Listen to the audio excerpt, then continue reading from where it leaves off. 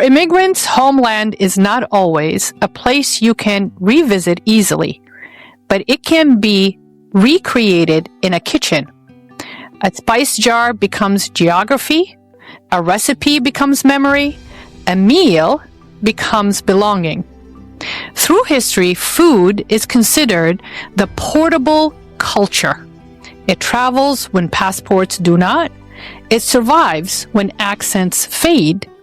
It connects generations who may never live in the same country. And maybe that's why ethnic food matters so deeply.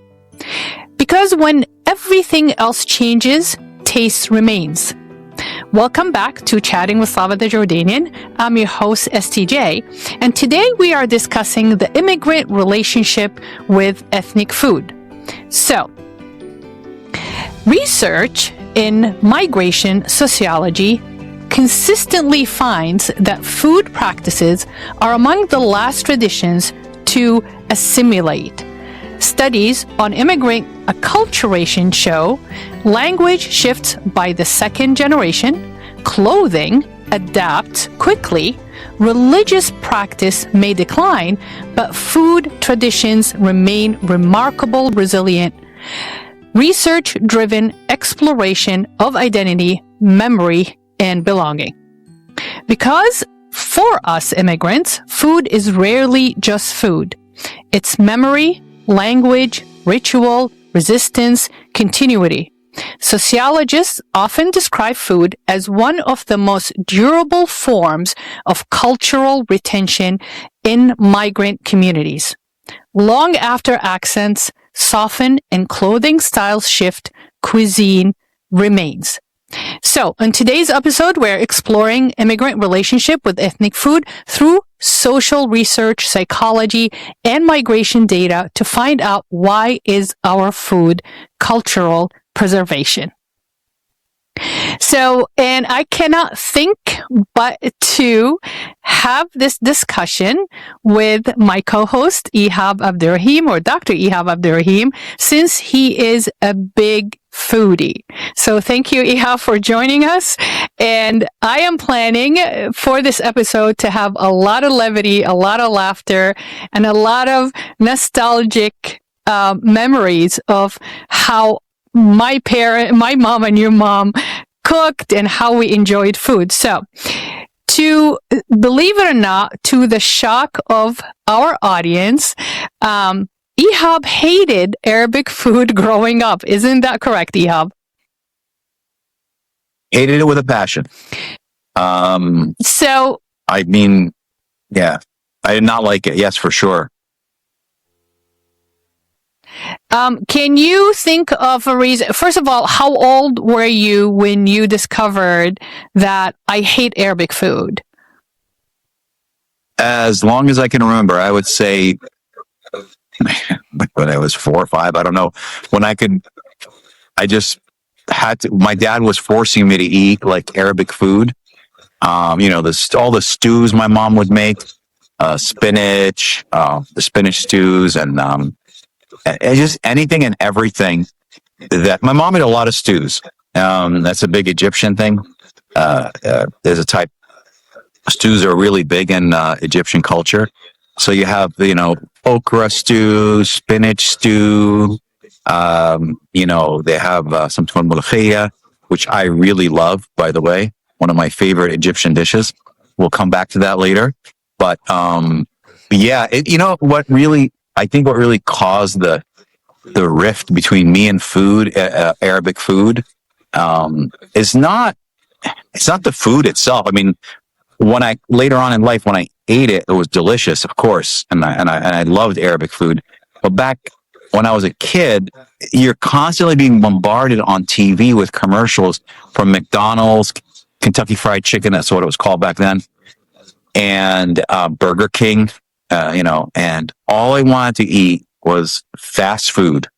And my mom obviously did not make fast food, and my dad was not going to pay for it, except when he wanted it. So if he wanted fast food, we got it. If my dad said no to fast food, we didn't eat fast food, and we just ate what my mom cooked at home.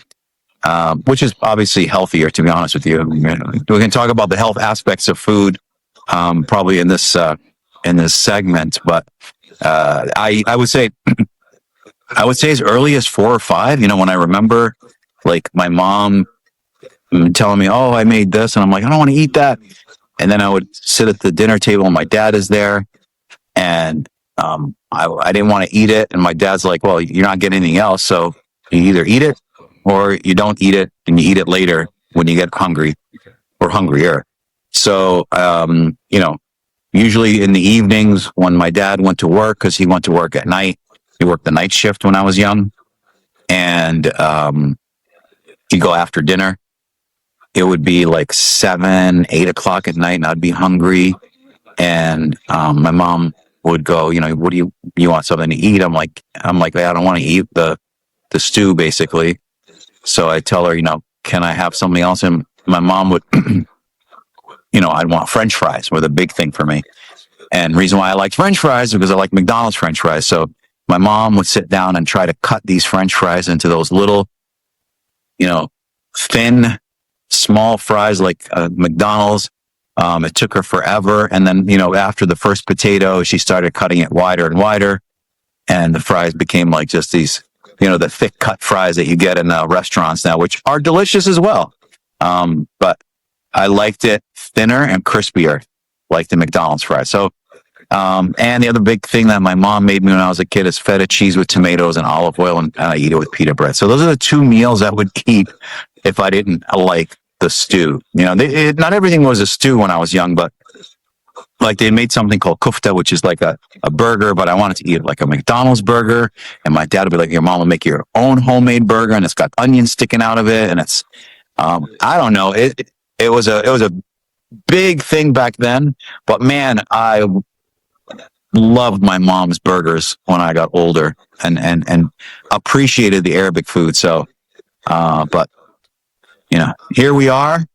I'm a big foodie, and I'll eat any type of food, but Arabic food is one of my favorites, next to Italian, of course. So, I don't know what your favorite food is and how you grew up, but I think some of the stories you told me, but you can tell your story. But I remember you saying, you ate a lot of Arabic food, and I don't think it bothered you, but it bothered me that I was eating it. And I wanted to eat the fast food. So what is it kind of from your end in Saudi at the time? Well, we grew up in a Palestinian Jordanian household, so Saudi food did not influence our palate at all. And neither did back then in the 70s, the Saudi cuisine was just rice and meat. And that's what my mom grew up on before they got introduced to the Palestinian/Egyptian, kind of food, al-mulukhiyya and crumb is like, stuffing cabbage and all that stuff, and all the stews too, the bean stew and string bean stew and ulas. We didn't have ulas. You guys have I'm not sure what they call it in English, the root that you make a stew out of. So my mom, it's a taro root. Yeah. Yeah, it's a taro root. That's right. So I don't think in Jordan they eat a lot of roots. Like in Egypt, you guys love potatoes, sweet potato, batatas. You guys. Yeah. Bake sweet potatoes, which I never really heard of sweet potatoes until I came here to the United States. So Jordanian or Palestinian, we don't eat that. We eat a lot of rice, a lot of meat, a lot of magluba is basically rice-based, rice, vegetables, eggplant, onions, peppers, cauliflower. We do a lot. We stuff everything, peppers, zucchini, eggplants, grape leaf, cabbage. I think now, knowing what I know right now, like a lot of our, like the Levantine food, it's almost influenced by Eastern European food, because I watch this group of families that live in Ukraine up in the mountains, and a lot of what this lady makes is like, oh my God, my mom made this, my mom made that. So I'm not sure if it's like the Ottoman Empire influence in the Levantine with the Eastern European, but growing up, the difference between you and I, you had the TV commercial influence, which we did not have. We had 2 channels, and if we're lucky, we can get sometimes the Egyptian channel. And I don't think the Arab world back then in the 70s and the 80s had a lot of commercials. If they had commercial, it would be lavash kiri or like yogurt commercial or chocolate commercial, which is the Cadbury chocolate commercial. I don't think we had soda. It was like the Schweppes commercial from Egypt, but gum commercial, but there's no McDonald, there's no fast food. So it was, for us, it was like, okay, this is what everybody eats. So we didn't have that struggle like you had. I think because you guys came here in the 70s, your dad wanted to, implant that culture. Like I said, it's very nostalgic.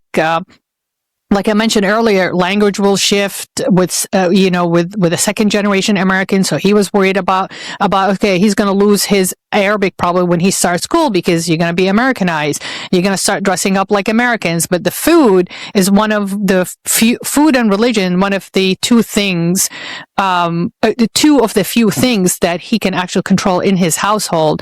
But you mentioned in the past that he used to force like the egg and milk and for you to drink it with honey I think this is like, so it was, country folks, because on the farm, that's what they did to get stronger.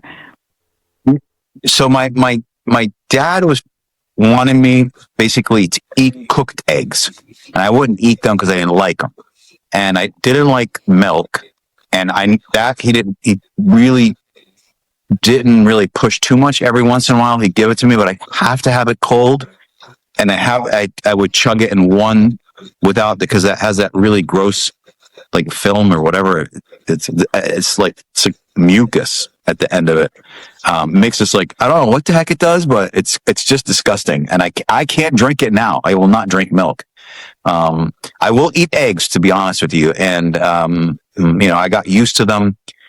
When I started losing my weight, I don't remember 15 years ago or something, whatever it was, is when I really got into eggs. I never ate eggs before that. If you can just remind me, Slava, when I started eating eggs. I think it was right around when I was losing weight, because that was the big thing, egg whites. And 2009, the egg whites. Yeah, you never liked the yolks. You don't like hard-boiled eggs. You don't like the runny eggs. Just egg whites. You had to, I think, tolerate it so you can lose the weight in 2009, 2010. I'll tell you a dish my mom used to make.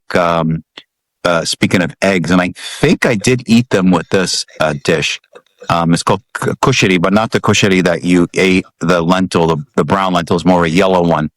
And my mom would make it either like just plain or with feta, which is like is pita bread and cooked with like a brothy vinegar. I mean, there's different ways to make it.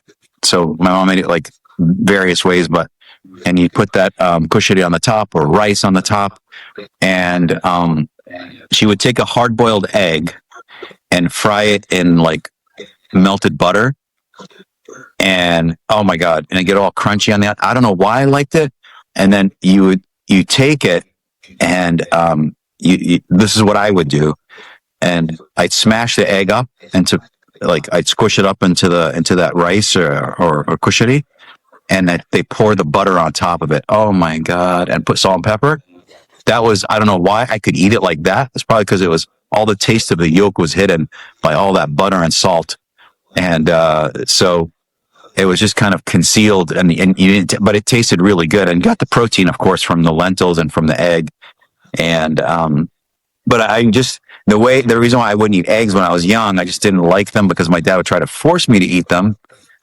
So what he would do is take, I think it was like 1 or 2 tablespoons of honey. It was pineapple juice and 2 raw eggs blended together. And I would, it'd have to be super cold.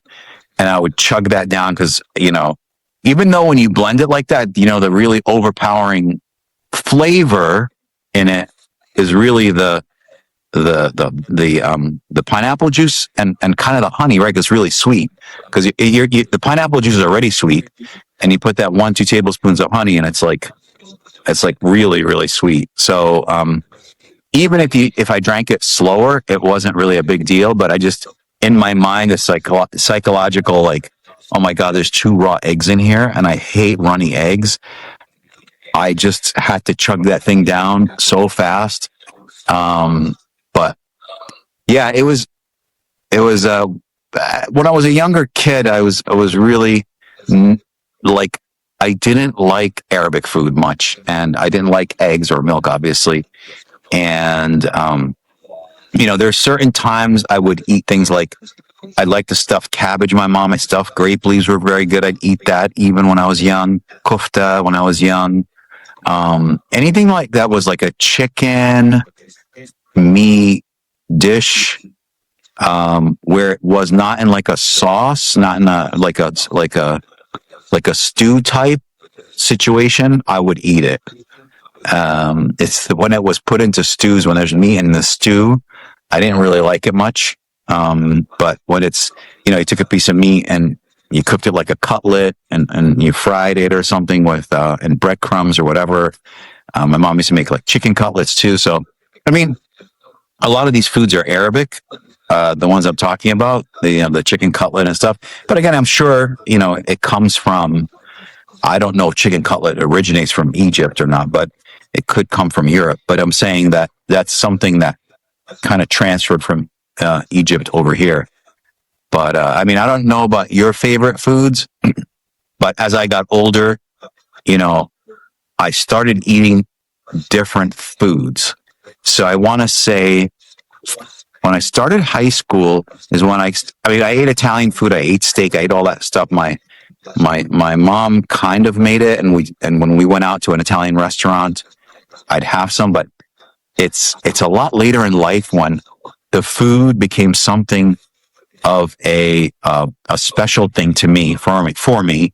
And, you can talk about the psychological stuff, but it was, very satisfying and made me very happy eating the different types of food from around the world. It was really a lot of fun, especially once I got to college. It was like, all bets were off. And I want to say when I had sushi for the first time, I think I was in college. I never had it before that. So that was my first time having sushi and actually Japanese food, to be honest with you. So, but yeah, I mean, I don't know, like you probably had different types of food growing up. I don't know, like you might have been exposed to different things when you traveled, but I didn't travel much. So it was mostly I either ate Arabic food or local, if we went to an Italian restaurant. I don't think I ever really went to a Chinese restaurant. My parents really weren't big on Chinese food. So that happened a lot later in life when I was kind of free to do whatever I wanted and eat wherever I wanted, and when I got older. But go ahead, like kind of tell me a little bit about what you liked. I mean, start when you were younger. I mean, you were saying that you ate a lot of the Jordanian, Palestinian type food, but were you exposed to, of course, other foods when you traveled, right? And at home, I'm sure. I don't know if your mom made like spaghetti and meatballs, like Italian dishes. Kind of let me know your favorite dishes or what you ate when you were young. So my mom made everything at home, just like your mom. She made her jams. We made our own Jello. I just started baking that too. Cheese used to come fresh from Jordan. Our fruits and vegetables came in Saudi Arabia. Didn't have fruits and vegetables, so all came from North Africa. Of course, the fresh fish. The lamb. We ate a lot of lamb. We didn't eat much beef. All the poultry was fresh. That was from Saudi. But fruits and vegetables, my mom was big on fruits and big on vegetables. So you go to the farmer's market, and my dad will have the crates of stuff walking out. So I just remember the fruits, the strawberries smelling amazing, the cucumbers coming from Egypt, the figs, the mangoes, the guava, the grapes. My mom adored grapes. I wasn't a big fruit person when I was a child. I was a big bread person. I think now I found that I'm lactose intolerance, but it just because my mom ate a lot of cheese and we ate a lot of cheese, especially hard cheese. But also we drank a lot of yogurt. We have the lebna, which is almost the tzatziki kind of yogurt. And my mom loved that, but I never felt really good on it. We didn't make macarona bechamel like the Egyptians. We did macarona bil laban. So our cuisine has a lot of dairy compared to North African cuisine, as a Levantine. We did use tomato as a sauce. Always our tomatoes is a sauce. If we don't want to use dairy, but dairy was always the go-to. Macarona bil laban, which is a cold dish that we eat. But to answer your question, like my favorite food is the stuffed grape leaves because I got to engage in the operation because my mom taught me how, I wanted always to help. I'm very visual, hands-on. I wanted to help out. So I used to roll grape leaves with her. And so that's memory. That's more of a memory attachment to it. Being with my mom, of course, I love the taste of it. The lemony, the rice and meat inside. It's like soaked in the tomato juice. You're getting me hungry, huh? And but the other thing is magluba, which is very Levantine. It's very Levantine, the magluba, because magluba magluba means upside down. So in order to flip the pot, the whole family gets together. So it's just really hands-on. So it's like a family activity. And that's another sensory attachment to it, or memory attachment to it, is a magluba. These are the two dishes that I just, when I become nostalgic, those are the first two dishes, flavor-wise. But honestly, to go back traveling, when I traveled, I started traveling in Europe when I was 5. What do you feed a 5-year-old? We didn't go to Italy when I was really young until we actually started spending a lot of time in Austria and went to northern Italy. And when I went to Italy, I went with my aunt and her kids, went to Milan, but pasta, that's all we ate. Spaghetti is spaghetti.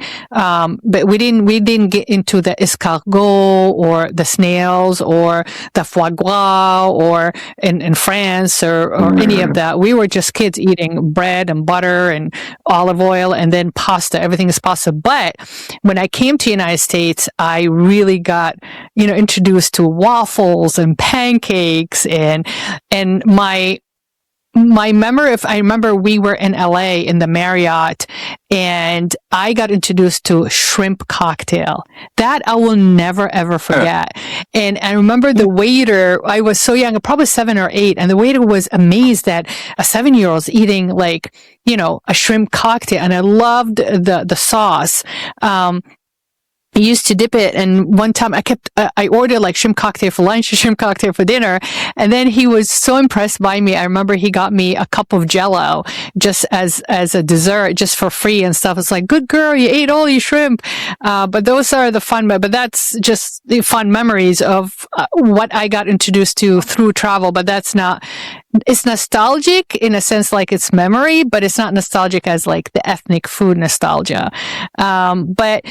So I've been researching because I knew how I felt about food, but I couldn't really put it in words. It says here, as a second generation immigrants, they often report a very strong attachment to traditional, culture, even when other cultural remarks they fade, which is it's the food, it's a culture of food, and it's because it's practiced daily, it's tied to family gathering, it is it's embedded in our emotional memory, and it's very it's less politically visible than language or dress, so it's almost like, again, it's very private, it's very intimate, that you go home, nobody's watching, nobody's judging you, nobody criticizing you as an immigrant, and you go home, you get to eat your ethnic food and converse about it. How do you agree? I agree with that. I agree with that 100%, but I did not grow up here again, in comparison to Saudi Arabia, we were not Saudi, so our household was very Palestinian Jordanian. So yeah, we did feel that way. We ate, feta cheese, Nubulsi cheese. My mom made knafa. We had the mensef, which you hate, and that was not expressed in the, in any of the restaurant in Saudi Arabia. Saudi Arabia, the cuisine that was, the very bougie cuisine was the Lebanese food. Everybody wanted to eat Lebanese food. Nobody cared about Palestinian or Jordanian food. But what do you think of that data or that reasoning?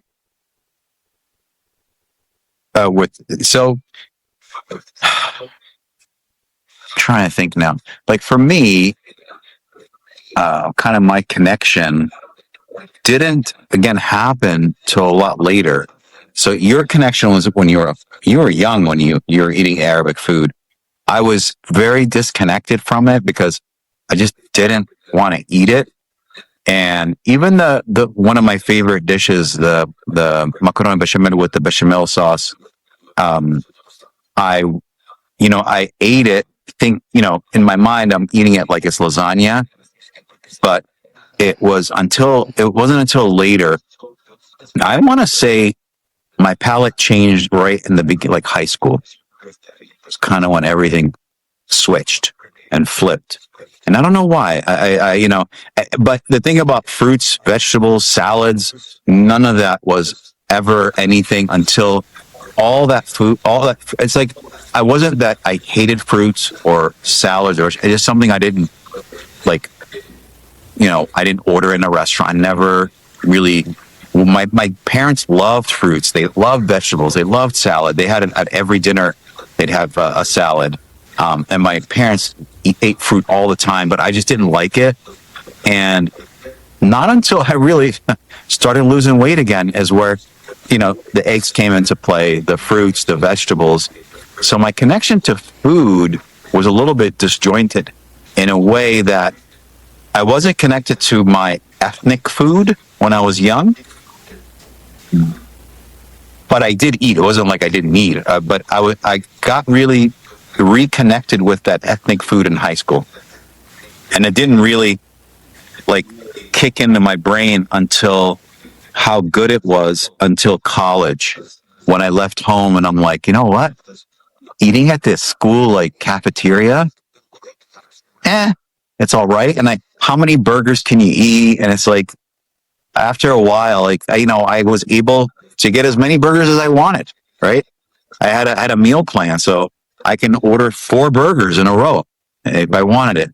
But after a couple, when I got there to college at Case Western, I was like, I'm like, oh my God, this is amazing. I can eat whatever I want. And then I started eating the food there, and I'm like, you can only have so many burgers, so many turkey sandwiches, right? It starts to become a little bit boring. And then the food that they cooked, if they made pasta, it was all right. It wasn't that good in the dorm, or not the dorms, but the food the school served in the cafeteria. But the burgers and things like that were just okay, they kind of taste like burgers if you were to buy them outside in a restaurant. But just the pasta, it wasn't that good. I just thought it was okay. And not until I moved to my fraternity house, where we had actually somebody that would come and cook for us, and the food was really good there.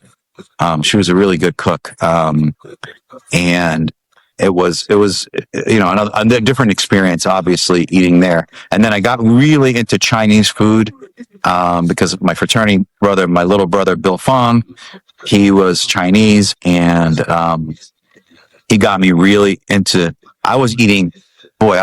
After I got to know Bill, I was eating Chinese food 3 times a week, at least. It was incredible. I would skip the food at the school, and we'd go get dinner there, or I'd eat something small at our fraternity house, and then we go later on at night, usually midnight, we'd go get some Chinese food, and really authentic Chinese. It wasn't the kind of the Americanized stuff. So it was, that's a different palate, a different change and type of food in my life was connected to Bill. Really, it wasn't really something like I ate Chinese food, but nothing like authentic Chinese. He really pulled me into that in I think when I say my end of my second year in college. And boy, did it blew up in my mind. I was always going to these these specific restaurants, that were just delicious. So, yeah. Well, the difference between me and you,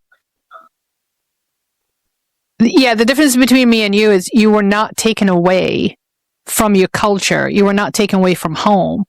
But we leave everything that we know and everything that we love, including our food. So coming to the United States, immigrating and migrating is very lonely. So food does reduce loneliness. Like when you eat your ethnic food and your traditional food, it reduces like, oh my God, this reminds me of so-and-so. This reminds me of this wedding. This reminds me of this gathering. This reminds me of the holiday. Just like the holidays in the United States. But to you, I don't think, Ihab, if you look back at it, you didn't have that connection, so I don't think you could understand. No. You can agree with me or not. You didn't have the connection like your parents has. Like, what's the big deal? So what if I don't eat bechamel? So what if I don't eat so what if I don't eat mulukhia? I'm not connected to it, right? But we are connected to it, and your dad wanted to transfer that power to you. And make sure that you have that. You're like, taste how good it is. This is so good. This is what my mom used to do. Like Nana Dawlat, Allah yarhamha, this is how my sisters used to cook or bake or whatever. To you is like, I don't know anything about it, so I don't have any attachment about it. But when I was a case, we used to dream. It was lonely without having our food around because it reminded us of our family, our tribal connection. So for us, we couldn't have that food. So the least we can do, or the best we can do, is talk about it. And talking about it, we can smell it, we can taste it, we can experience it again. And that reduced the loneliness, but also increased that, or release that emotional warmth, right? That's like, oh my God, it's soul food. Yeah. I can smell it. I can see my mom cooking it. But you didn't have any of that until you left home. When you left your parents and you create, that's what I noticed. Because when I met you, you didn't have that much attachment to it. But after we got married in 1992, we moved to California, and you start craving. It's like, oh, I miss my mom's food. And then we moved to Maine. I was like, I miss New Jersey food. I miss like the bagels and the bread from New Jersey. I miss pizza, New Jersey pizza. So again, it's the same process. You are conditioned with that food and that memory, and then you are taken away from it, then you start missing it. But I think the struggle in the beginning is your dad was telling you this where you come from, and you're like, I have no idea where I come from. I come from here. So he's like, no, you don't come from here. You come from there. And you're like, I don't know what there looks like or feels like or smells like or tastes like. Now going back to Egypt 2024, 2025, your nostalgia is very different because the experience was different than when you were there in the 80s. Am I wrong? Oh, no. I mean, I was going to mention that, like, when I was about 13, 14, I was my first year in high school. We went for the last time, kind of, I don't want to say it's my adult, but, the last time before I went in 2024. So when I went then, my connection to like Arabic or Egyptian food wasn't there yet, I don't think, fully. So when I went there, I mean, everything is Egyptian food or Arabic food. There is no like, back then, I'm sure there were Italian restaurants. I'm sure there was pizza. I'm sure all that that existed, but the majority of it back then was just Arabic or Egyptian food. Now, when we went in 2024, my God, they have everything. They have Italian. They have Chinese, which we haven't tried yet, I don't think. They have Japanese, which I want to try at some point. What did we eat that one day? It was one of the last nights there in this 2025. Was it like an Asian type fusion at the hotel? Do you remember? We were supposed to, and it was closed. because they close early, So and what we did we ended up eat? just having like appetizers. I had like hummus and sambusa, and you guys had, I think your cousin had pasta, and you had like, I don't know, something, I think chicken and stuff, because the Far East kind of cuisine, that restaurant in that hotel, they close, we got there late, so they close early, and there was another party in the other restaurant, so we couldn't go into the other restaurant, so we just ate really quick. But That's right. I feel like you going there right now as an adult and experiencing life the way you have experienced life, traveling the world, going to Asia so many times, and then living in the United States for about now 55 years, going back to Egypt is almost like you reinforce your identity, in this, in the stability of the identity that your dad was looking for. You just reinforce it when you went back. It's like, this is me. This is my ancestor. This is my culture. This is my heritage. And I saw your face. I watched it every time you bit into anything. You're like, oh my God, this is amazing. And I remember when my mom used to talk about bombard. Like I tried bombard for the first time. It was amazing, which is basically sausage with rice. But even like drinking the mlukhia, even the san al-asfur, which is a really simple soup, is basically, what's the san al-asfur in English, Ihab? It's basically chicken broth and it looks like san al-asfur. It's basically, it's a pasta. I think it's orzo. It's it's like, it looks like the tongue of the bird. That's what it translates to it. But when I drank it, I was like, oh my God, it's incredible. I can smell home. I can taste home. I had flashes of nostalgic memories. Like, oh my God, it tastes like my mom, or it tastes like my mother-in-law. Allah yarhamu yahsin ilayha Ihab. And then, but drinking the mlukhiyya, eating the pita bread, the fresh pita bread, it just brought so many memories. So we are attached to it because, like I said in the beginning of the episode, sometimes it's easier than revisiting. We recreate the food in order to live. I feel like it's a hologram, you know what I'm saying? Like a hologram chamber, that when we eat the food, we just go back to all that surroundings and environment and the festive, culture that I always lived in, but you never experienced it until you went back in 2024, 25. But I have a question for you though. You never lived in Egypt. So is it when you eat the food as an adult now in Egypt, are you connecting that to your parents? Because you have nothing to compare it to. I lived back home in the Middle East.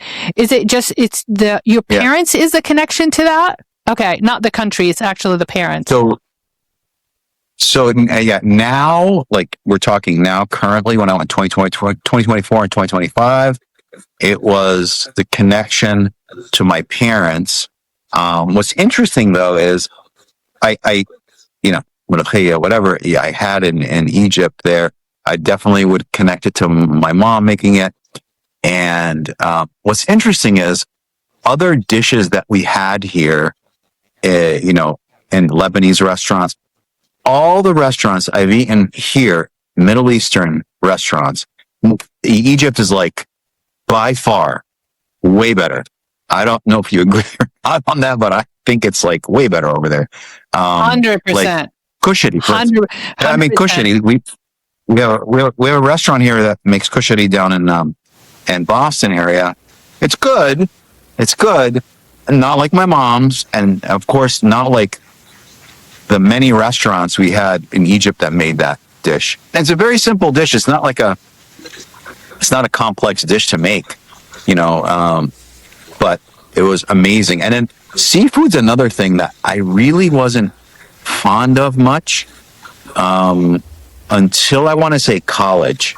I think I wasn't connected to seafood much until college.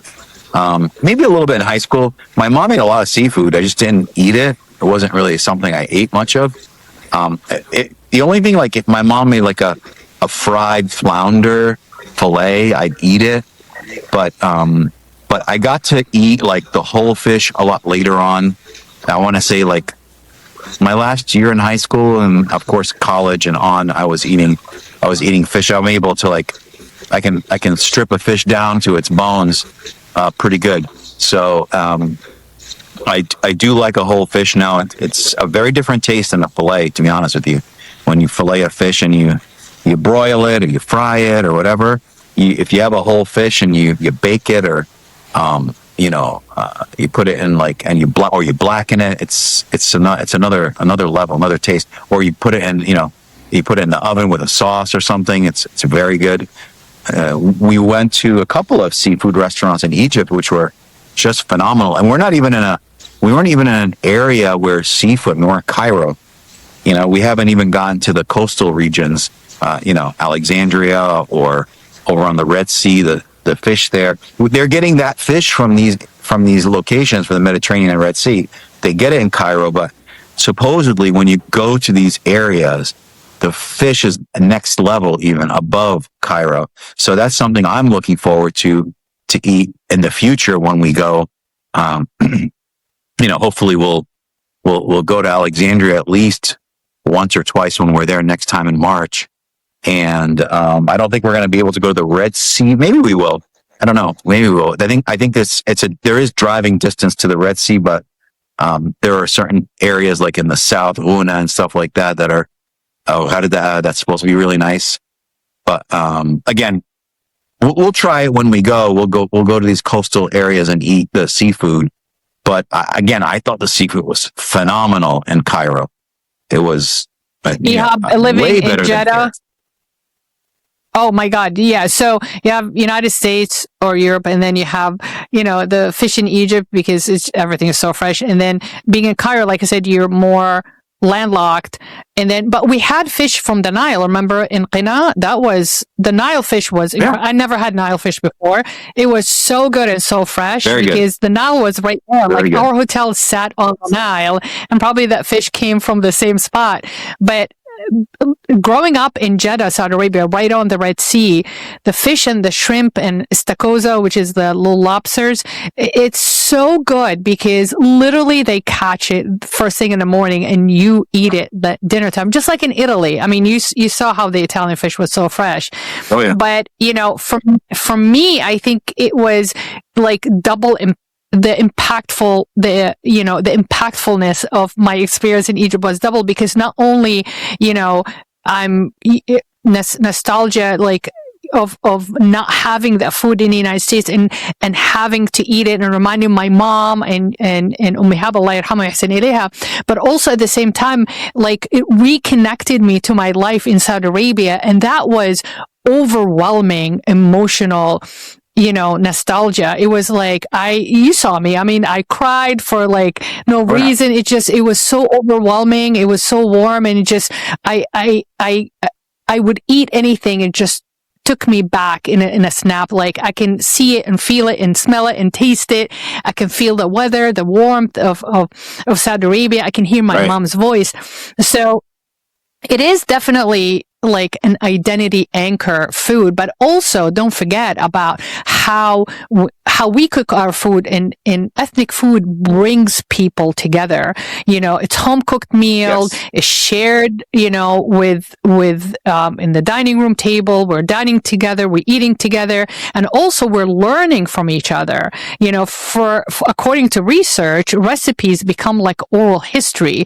You're carrying that message, through the generation and with its memory. So it's not only the recipe and the cooking, whatever. Even right now, we cook something simple like chicken, and even, in the oven, we put it just a chicken oven, but using the same spices as my mom and your mom, you're like, oh my God, remember when this happened? Oh my God, I remember when your mom used to do that, So we are carrying through food, we're carrying history. We're carrying, it's like a food, food is a language. It's a language that we inherit from our ancestors, and we carry it on, and like I said, we transfer the power. And that's why when you ask me in Egypt, why you're so emotional, we're always going to come back. It's not because,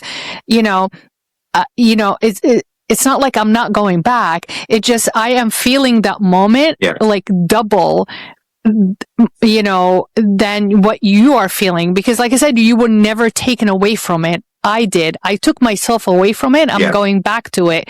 You're just going back to it with the connection of your parents. Your memory in the United States, for me, it's like losing it, going to the United States and going back to it. So it was very strong emotions. I just couldn't bear it anymore, and it came out as tears, and I was like, I miss this so much. So, but what do you like?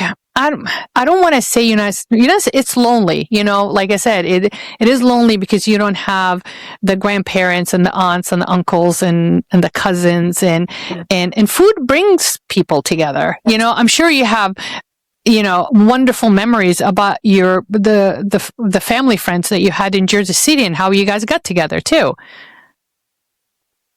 Oh yeah. I mean, it's funny when I sit down and connect with family friends in my mind and, think about the dinner table. It was really not the food. I mean, it's the company, it's the discussions we had, it's the laughing, it's the joking around with my mom, joking around. And I mean, to me, the food at that time, when I'm sitting at that table, actually, anytime I go out to dinner, if I'm out with you or with company, we're out with friends, it's really not the food. It's me, like connecting with people and having fun. And then how I remember the meals and the food that we ate is, obviously I know what I ate, but I connect it with, hey, do you remember when we went out with so-and-so? Or you remember when I went out with our family to this restaurant? Like, I'll never forget the last time I went into a restaurant with my mom.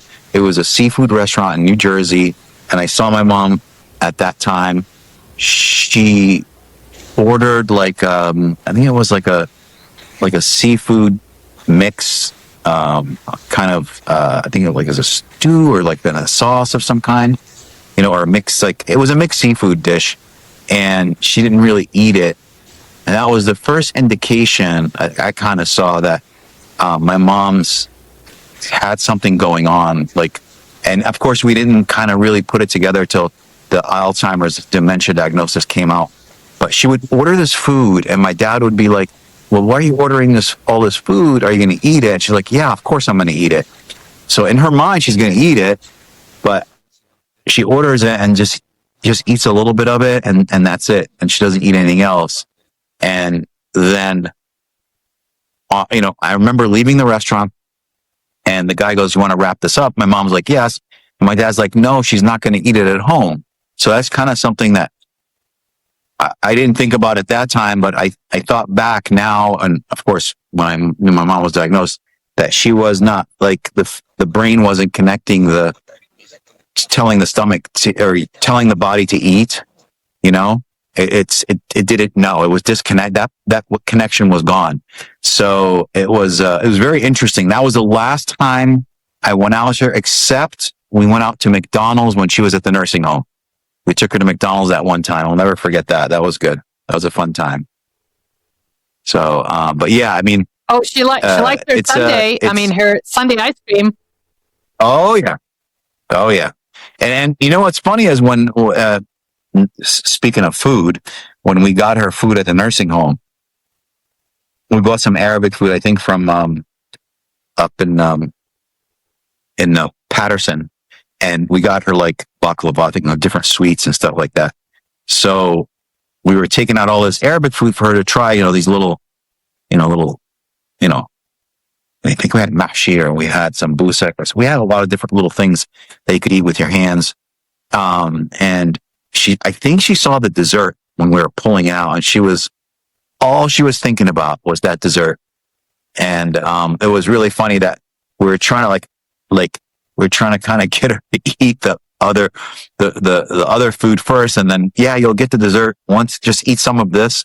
So she did eat some of it, and then finally, she couldn't do it anymore, and she had to have all that dessert. So whatever dessert we had for her, we just pulled it out, and she had some of it. She finished that dessert up. She loved dessert.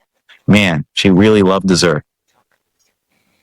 She loved her sugar. It's almost she reverted to that childhood mentality. Like kids is like, I want dessert. No, you didn't eat your dinner. You should eat dinner first. Exactly. Then you eat dessert. But she was like grabbing on the sweet first, and we're like, no. You need to eat a little bit better. Get something in your stomach before you eat all the sugar, because she's gonna end up with a tummy ache. But that is a very, very good point, Ihab. I didn't even think of that. How as her mind was receding and regressing, that her connection with food reverted to the old time, like her childhood, basically the old times, the way she looked at food, not like the mature adult mind's like, no, I gotta eat healthy, I gotta eat balanced. Yeah, we talk about the psychology of, you had kind of had something about psychology of food, but what happens when psychology or you lose that connection? It's almost like a chemical thing now. You've lost it. That that's something that I'm afraid to lose. Like, I love to eat, so I don't know how. I mean, obviously, I'll not remember it because of if I have Alzheimer's or something like that. But it's something that, like, my mom loved to eat when I was young. She really loved food, but it's just like, it's almost like your brain is not telling your body to eat, but your body wants to eat for sustenance, right? At least that. But it's not connecting that, so you're not really hungry. You won't eat. So it's something that it's something that I think about, like, that one of the things I would never want to lose is that ability to wanting to eat for the pleasure of eating, not just for sustenance. I don't like to eat for that reason, and I know a lot of people think that is the way to lose weight. So you got to restrict yourself and things like that, which you definitely shouldn't wildly eat like a whole gallon of ice cream or something like that. But, having a little bit of ice cream is okay, here and there. Having some chocolate here and there is okay. But, having a pound of M&Ms is not okay, at one sitting. So it's just the portions you eat, if we're thinking about health wise, but you can still eat the foods you enjoy in life, as long as you don't eat too much of it all at once. So, there's a lot of, to be honest with you, a lot of Arabic food is very healthy, to be honest with you. But it's when you throw in the carbs, the rice, if you eat a lot of rice, a lot of bread, or, instead of eating more of the protein sources, or even the stews, as long as they're not made with like ghee and stuff like that and butter, samna, it's very healthy. If you got to think about, like, the stews my mom made, she did put use semna, but when she cooked, but otherwise it was just a vegetable source, tomato sauce, a protein, and a carb, right? The rice, right? And she'd make salad, right? So if you think about the calories that you had in that meal, you subtract out the ghee and stuff like that. If you made it just like that, as is, it's such a balanced meal. It's wild that I think a lot of people, weight gain and obesity here in the United States is because of a lot of the foods are either processed, or you're eating a lot of fast food. And fast food's not good for you. I like McDonald's burgers here and there, but I really wouldn't be able to eat it every day. It's impossible. I used to be able to eat it all the time, when I was overweight, but my whole mindset, right? Psychology, we're talking about psychology about food, changed when I lost my weight. I'm like, you know what? It's eating McDonald's is all right. But like my taste even right now to eat McDonald's is I like it. Oh, I kind of crave it every once in a while, but I don't crave it like I have to have it every day. And I'm more into eating like healthier foods, but we still eat, different foods like we'll eat mulukhaya, we'll eat kofta, it's not like we won't eat this food. Like Slava, you're going to make some chicken drumsticks today. We're going to have some vegetables with it, sweet potato. We could have had potato instead of it. So it doesn't matter. So you have a starch, right? You have a vegetable, you have a protein source, you have a little fat in the protein. So you have everything you want in the meal, and it's all balanced and it's very tasty. It's that, it's got a little Arabic flair to it that you put into it. Sometimes you put in a little Ukrainian flair into the food, but it is, so the food for me is not for sustenance. It's more for enjoyment. So when I sit down and eat something, of course I'm hungry, right? So you gotta fill your stomach up with food, but the food has to taste good or I just won't eat it. It's, like I won't eat just go somewhere. Like if I'm hungry and I'm trying to find somewhere to eat, I'm just not going to go sit in a restaurant that I don't know and just eat their food. It's very rare that I would do something like that. Like if I'm really hungry, I might stop into like, grab a chicken sandwich from some of the fast food places that I know. And cause I know that food and I'm going to be okay eating it. It may not be the best thing for me, but I know it's, I can eat it. But I've been to restaurants where, like the meal was just average, okay. And it wasn't worth the money and it wasn't really tasty. And so, but yeah, I connect food with the time in my life, and kind of, I know it's getting kind of close to the end of this session, but, I connected to the times in my life, my past, my mom. I now connect food from my visits to Egypt now in 2024, 2025.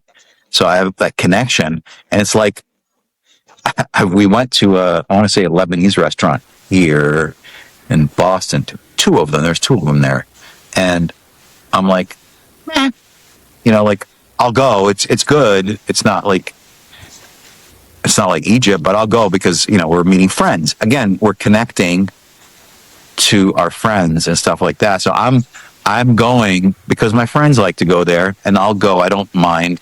And it's not like the food's bad. So it's like, okay, great. We'll go meet, and I'm just eating and we're talking. We talk for hours, and the food's the food, even we went to the other day, like a couple of weeks ago, we went down to Bar Taco with the different little tacos you can buy, single tacos, whatever, filled with whatever you want, like fried haddock or whatever. But, that place is good. But again, we were with friends. We were enjoying ourselves.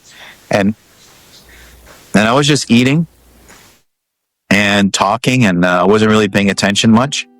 Of course, I was hungry, but that's always something that you always have to do, fill up. And, but the connection to food is very much, like you said, is psychological and, emotional, right?